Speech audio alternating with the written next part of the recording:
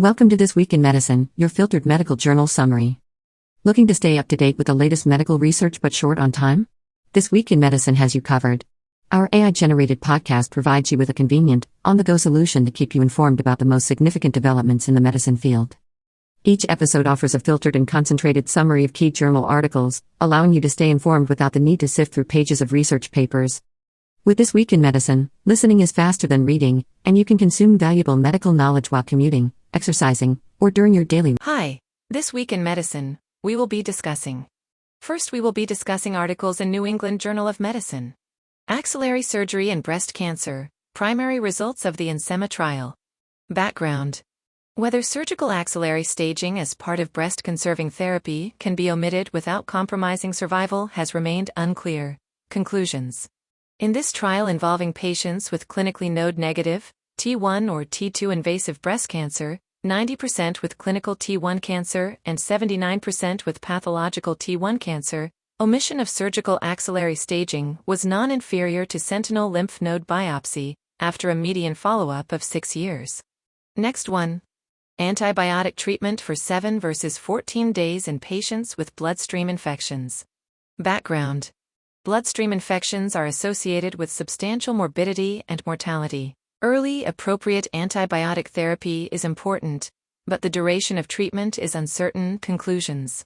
Among hospitalized patients with bloodstream infection, antibiotic treatment for 7 days was non-inferior to treatment for 14 days.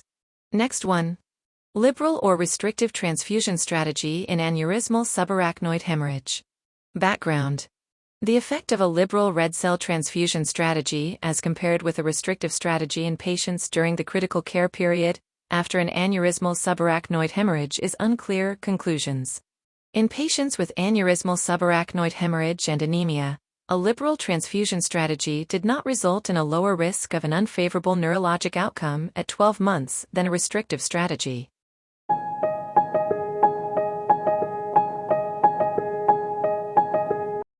Next, we will be discussing articles from Journal of American Medical Association.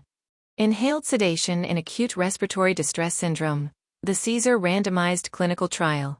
Question. Is a strategy of inhaled sedation with sevoflurane safe and associated with improved clinical outcomes in patients with acute respiratory distress syndrome compared with a strategy of intravenous sedation with propofol? Findings.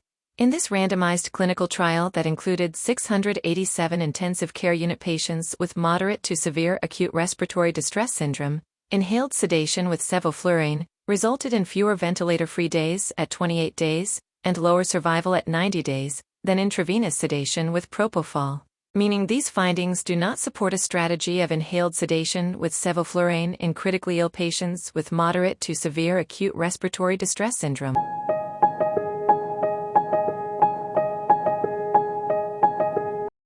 Next, we will be discussing articles from Annals of Internal Medicine. Health expenditures of patients with diabetes after bariatric surgery, comparing gastric bypass and sleeve gastrectomy. Background. Roux-en-Y gastric bypass, RYGB, and sleeve gastrectomy, SG, differ in their effects on body weight and risk for reoperation. However, it is unclear whether long-term health expenditures differ by procedure type in patients with diabetes. Conclusion. Overall expenditures decreased substantially in the post-surgical period, primarily due to reductions in pharmacy expenditures, with no differences between RYGB and SG, except in the first 6 months after surgery.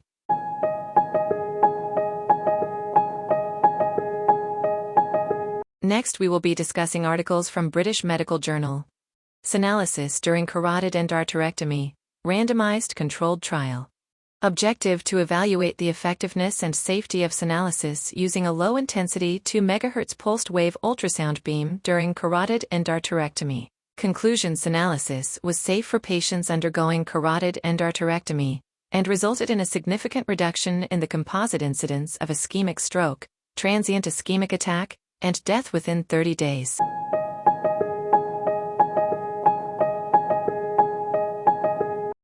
Next, we will be discussing articles from Lancet. Direct oral anticoagulants versus no anticoagulation for the prevention of stroke in survivors of intracerebral hemorrhage with atrial fibrillation, Prestige AF, a multicentre, open-label, randomized, Phase 3 trial. Background. Direct oral anticoagulants, DOACs, reduce the rate of thromboembolism in patients with atrial fibrillation, but the benefits and risks in survivors of intracerebral hemorrhage are uncertain. We aimed to determine whether DOACs reduce the risk of ischemic stroke without substantially increasing the risk of recurrent intracerebral hemorrhage. Interpretation. DOACs effectively prevent ischemic strokes in survivors of intracerebral hemorrhage with atrial fibrillation, but a part of this benefit is offset by a substantially increased risk of recurrent intracerebral hemorrhage. To optimize stroke prevention in these vulnerable patients, further evidence from ongoing trials and a meta-analysis of randomized data is needed, as well as the evaluation of safer medical or mechanical alternatives for selected patients.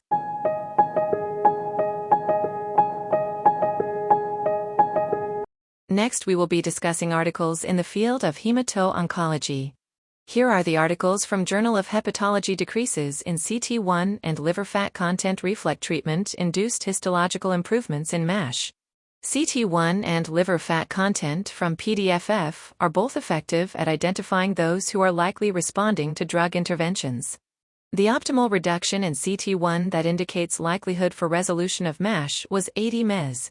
The optimal relative reduction in liver fat content that indicates likelihood for resolution of MASH was 58%. CT1 may offer an advantage over LFC if an anti-inflammatory effect is expected.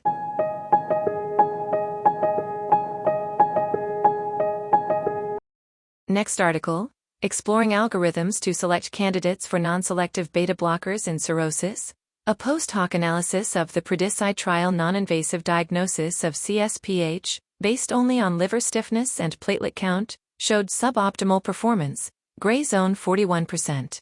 Performing endoscopy in the patients with indeterminate results could reduce the gray zone to 22% and improve risk stratification. A combined Baveno 7 and endoscopy algorithm improved performance for CSPH diagnosis and correctly predicted decompensation risk. Combining Baveno 7 with spleen stiffness could be an effective strategy for a fully non-invasive diagnosis of CSPH.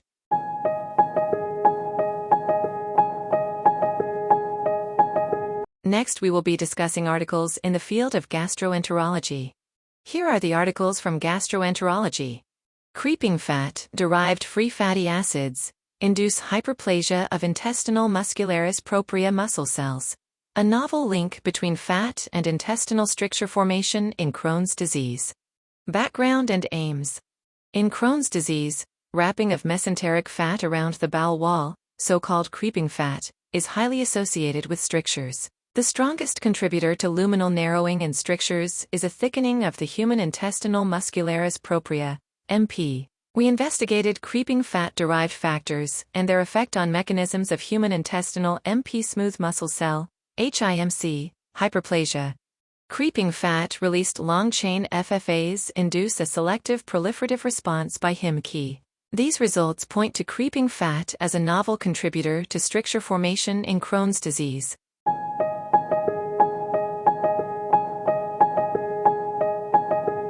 Here are the articles from Clinical Gastroenterology. Efficacy and safety of gastric per oral endoscopic myotomy, GPOEM, a systematic review and meta-analysis. Background.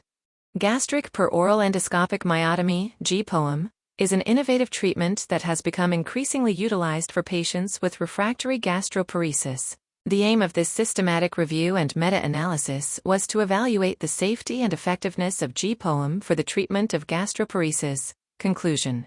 GPOEM appears safe and highly effective for the treatment of patients with refractory gastroparesis, regardless of symptom predominance or etiology.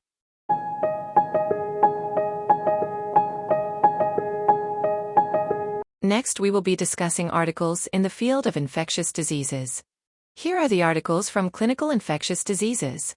Epidemiology, risk factors and outcome of neutropenic enterocolitis in oncohematological patients according to chemotherapy regimen. Background. While neutropenic enterocolitis, NEC, is a well-known life-threatening complication during intensive chemotherapy, its incidence, impact and outcome on specific at-risk populations remain ill-defined. Conclusions. The incidence of NEC depended on chemotherapeutic regimens, with higher occurrence during standard 7+3 AML induction and BM conditioning for auto-HCT. NEC was associated with longer hospitalization and increased morbidity, but 30-day mortality was lower than previously reported.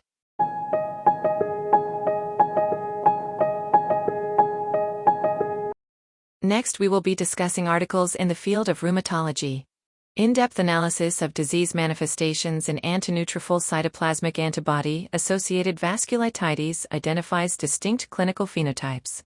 Objective: the antineutrophil cytoplasmic antibody (ANCA)-associated vasculitides are heterogeneous disorders. The aim of this study was to identify and characterize subgroups of patients based on sex, ANCA, age at diagnosis, and organ involvement. Conclusion: sex, age at diagnosis, and specific organ involvements define clinically relevant subgroups among patients with ANCA-associated vasculitides.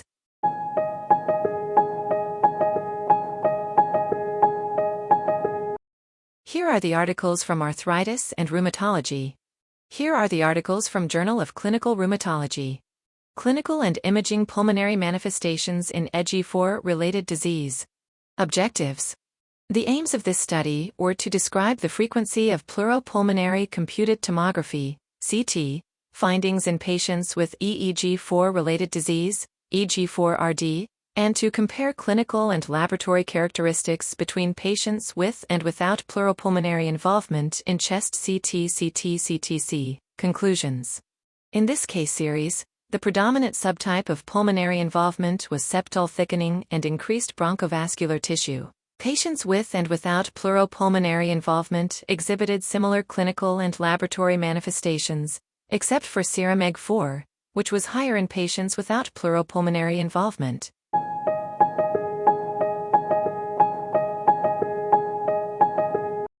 Next, we will be discussing articles in the field of cardiology. Here are the articles from Circulation.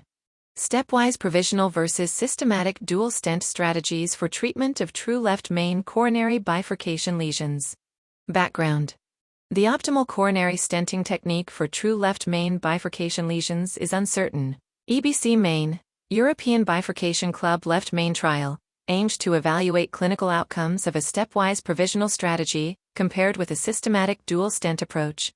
In a European population with true left main stem bifurcation coronary disease requiring intervention, there was no difference in major adverse cardiovascular events between stepwise provisional and systematic dual stent strategies at 3 years. Target lesion revascularization was significantly less frequent with the stepwise provisional approach, which should be the default strategy for non-complex left main bifurcation coronary intervention.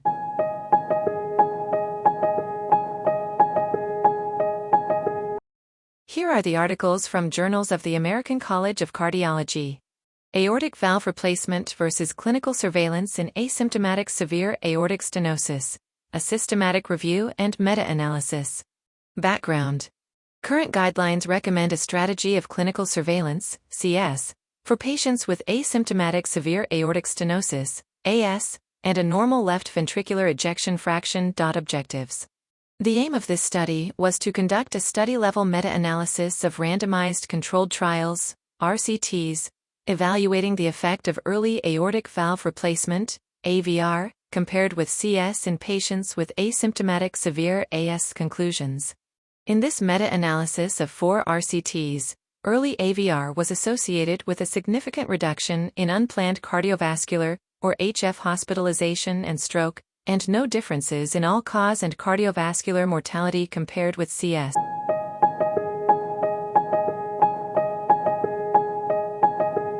From JAMA Cardiology, intravascular sympathetic stimulation to facilitate catheter ablation of premature ventricular complexes. Questions: can stimulation of the sympathetic nervous system from the vertebral veins, VVs, be used to facilitate catheter ablation of premature ventricular complexes, PVCs? Findings: in this case, series of 15 patients with rare intraprocedural PVCs at the time of catheter ablation, stimulation from VVs was safely used to induce PVCs, facilitating activation mapping in 7 patients, and ultimately, successful ablation in 9 patients. meaning these findings suggest that intravascular stimulation of the sympathetic nervous system via the VVs can be used to safely induce PVCs at the time of catheter ablation.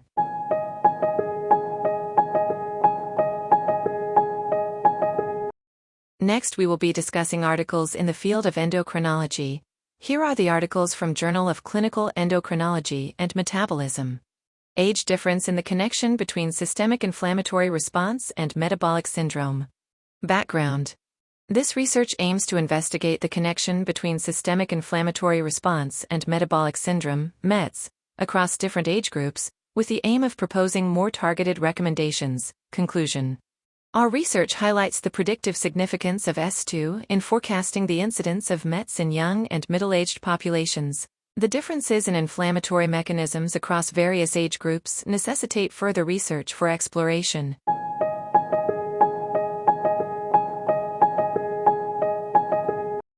Next, we will be discussing articles in the field of neurology. Here are the articles from Neurology. Association of social determinants of health with genetic test request and completion rates in children with neurologic disorders. Background and objectives. Genetic testing is critical for optimal diagnosis and management of pediatric neurology patients, but access is challenging. We investigated whether social determinants of health, SDOH, were associated with genetic testing among pediatric neurology patients in a retrospective observational study discussion. Marked ethnoracial disparities in genetic testing completion were identified despite equivalent rates of genetic testing requests by neurologists. While Black patients had higher rates of insurance denials, insurance type itself accounted for the disparity in MGP but not CMA or S/Gs completion. Other unmeasured barriers stemming from systemic racism likely affected genetic testing among Black patients.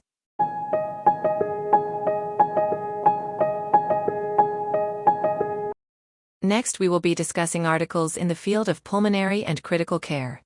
Here are the articles from Chest. Isolation of genetically distinct strains within the same species during treatment of Mycobacterium avium complex pulmonary disease. Background. Research on isolating genetically different strains within the same species in patients undergoing treatment for Mycobacterium avium complex, MAC, pulmonary disease, PD, is limited. We investigated the frequency of genetically distinct strains identified within the same species among on-treatment isolates compared with pre-treatment isolates throughout the course of MAC-PD treatment. Interpretation. We identified a genetically distinct strain within the same species at least once in approximately 25% of patients in whom the same species was isolated after the initiation of anti-MAC-PD therapy. These findings may affect the determination of treatment outcomes and corresponding MAC-PD treatment strategies.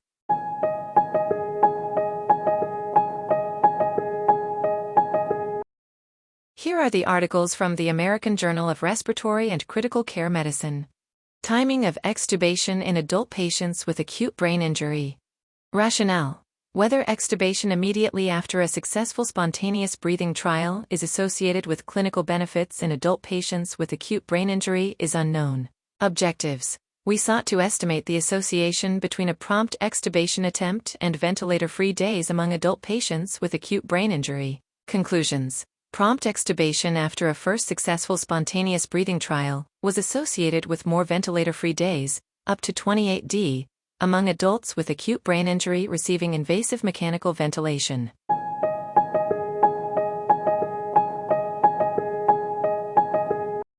Next, we will be discussing articles in the field of nephrology. Here are the articles from Clinical Journal of American Society of Nephrology. Biomarker panels for predicting progression of kidney disease in acute kidney injury survivors.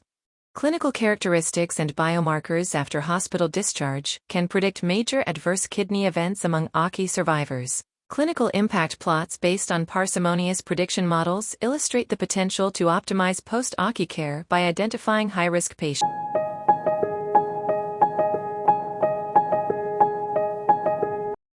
Here are the articles from Kidney International Reports.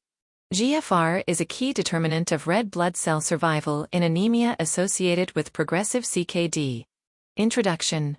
Anemia is a common and clinically significant complication observed in patients with chronic kidney disease, CKD, resulting from complex interactions between renal dysfunction, erythropoietin, EPO, deficiency, and altered iron metabolism. In murine CKD models, red blood cell, RBC, death or eryptosis, characterized by exposure of phosphatidylserine, PS, on the outer membrane of RBCs, was observed to drive anemia. However, there is limited research that has investigated this phenomenon in patients with non-dialysis-dependent CKD, NDD-CKD. Conclusion: RBC death is stimulated in progressive NDD-CKD, possibly contributing to the development of renal anemia.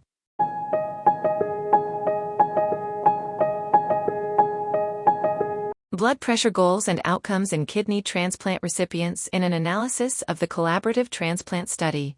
Introduction. Hypertension is an independent risk factor for cardiovascular disease, the leading cause of death in kidney transplant recipients. However, optimal blood pressure targets post-transplant remain uncertain. We investigated the impact of different American College of Cardiology and the American Heart Association, ACC/AHA, blood pressure categories on graft survival and patient mortality, and analyzed subgroup-specific effects to inclusion. This study highlights the negative impact of hypertension early after kidney transplantation and emphasizes the importance of effective treatment to improve long-term graft and patient survival. Thank you for listening to This Week in Medicine, your filtered medical journal summary. Have a great week ahead, stay blessed and be humane.